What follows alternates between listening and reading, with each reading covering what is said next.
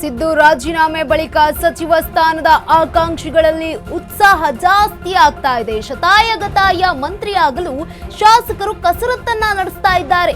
Delhi flight ಹತ್ತಿದ ಬೇಳೂರು ಗೋಪಾಲಕೃಷ್ಣ. ನಾನು ಮಂತ್ರಿ ಸ್ಥಾನದ ಆಕಾಂಕ್ಷಿ ಅಂತ ಹೇಳಿದ್ರು ಬೇಳೂರು.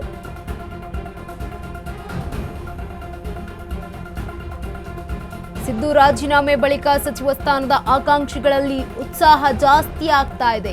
ಶತಾಯಗತಾಯ ಮಂತ್ರಿ ಆಗಲು ಶಾಸಕರು ಕಸರತ್ತನ್ನ ನಡೆಸ್ತಾ ಇದ್ದಾರೆ. ದೆಹಲಿ ಫ್ಲೈಟ್ ಅನ್ನ ಹತ್ತಿದ್ದಾರೆ ಬೇಳೂರು ಗೋಪಾಲಕೃಷ್ಣ ಅವರು.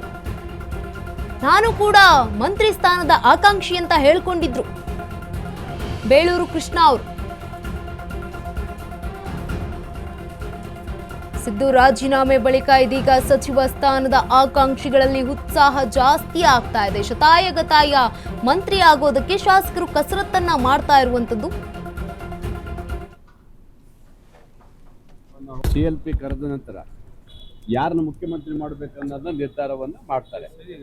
ಫಸ್ಟ್ CLP ಆಗಬೇಕಾಗಿದೆ, ಆನಂತರ ಮುಂದಿನ ನಿರ್ಧಾರ ಆಗ್ಬೋದು. ಆನಂತರ ಅದಾದ ನಂತರ ಮಾರನೇ ದಿವಸನೇ ಅಥವಾ ಸೋಮವಾರ ಮಂಗಳೂರೊಳಗೆ ಹೊಸ ಮುಖ್ಯಮಂತ್ರಿ ಆಗ್ತಾರೆ.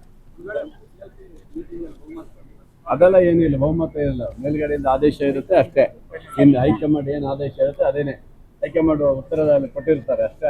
ಅವ್ರು ಏನು ತೀರ್ಮಾನ ಮಾಡ್ತಾರೆ CLPಲಿ ಅದೇ ಅವರೇ ಮುಖ್ಯಮಂತ್ರಿ ಆಗಿರ್ತಾರೆ. ಆನಂತರ ಸೋಮವಾರ ಮಂಗಳವಾರ ದಿವಸದಲ್ಲಿ ಸೋಮವಾರ ಹೆಚ್ಚಿನ ಪಕ್ಷ ಆಗ್ಬೋದು. CM ಪ್ರಕ್ರಿಯೆ ಶುರುವಾಗ್ಬಿಟ್ಟಿದೆ. ಈಗ ಸಚಿವ ಸಂಪುಟ ಪುನರ್ರಚನೆ ಫಸ್ಟ್ CM ಆಗ್ಲಿ ಬಿಡೋಣ, ಆಮೇಲೆ ಸಚಿವ ಸಂಪುಟ ನೋಡೋಣ. ಫಸ್ಟ್ CM ಆಗ್ಲಿ, ಆಮೇಲೆ ಯಾರಿಗೆ ಕೊಡ್ಬೇಕು ಏನ್ ಕೊಡ್ಬೇಕು ನಿರ್ಧಾರ ಅವ್ರು ಮಾಡ್ತಾರೆ. ಈಗ ಮೊನ್ನೆ ಡೆಲ್ಲಿಗೆ ಹೋಗಿದ್ರಿ, ಮತ್ತೆ ಏನಾದ್ರು ಡೆಲ್ಲಿಗೆ ಹೋಗ್ತಾರಾ ಸರ್? ಇಲ್ಲ, ಸದ್ಯಕ್ಕೆ ಈ ಒಂದು ಪ್ರಕ್ರಿಯೆ ನಡಿಬೇಕು. ಸೋಮವಾರ ನಂತರ ಏನು ಇವತ್ತು ನೂತನ ಮುಖ್ಯಮಂತ್ರಿಗಳು ಯಾರಾಗ್ತಾರಲ್ವಾ, ಅದರ ನಂತರ ನಾವು ಮುಂದೆ ಏನ್ ಮಾಡ್ಬೇಕು ನಿರ್ಧಾರ ಇರುತ್ತೆ. ಯಾಕಿಲ್ಲ ಅಂದಿದೆ ಇದು ಅಲ್ಲ ಆಕಾಂಕ್ಷೆನೆ. ಆದ್ರೆ ಫಸ್ಟ್ ಆಗ್ಲಿ, ಮುಖ್ಯಮಂತ್ರಿಗಳಾದ ನಂತರ ಯಾವುದಂತ ಆಮೇಲೆ ಕೇಳೋಣ ಅಲ್ಲ. ಹಾಗಾಗಿ ಬಹುಶಃ ಸೋಮವಾರ ಆಗ್ಬೇಕು, ಇಲ್ಲಾಂದ್ರೆ ಬುಧವಾರ ಆಗ್ಬೇಕು.